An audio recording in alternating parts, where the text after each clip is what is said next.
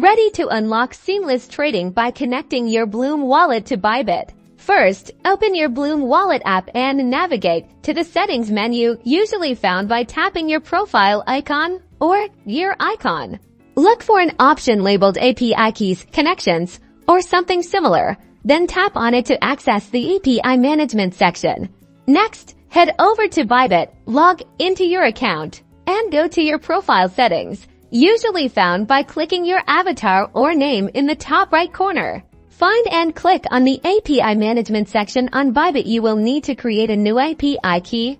Give your API key a descriptive name, such as Blum Wallet Connection. Choose the API key permissions carefully at a minimum. Enable trade permissions, but it is best to select only the permissions you absolutely need for security reasons.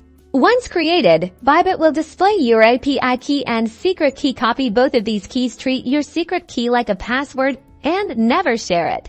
Return to your Blum Wallet app, paste the API key and secret key you copied from Bybit into the corresponding fields. Tap Connect or Save. You should see a confirmation message indicating that your Blum Wallet is now successfully connected to your Bybit account. Now you can enjoy seamless and secure trading.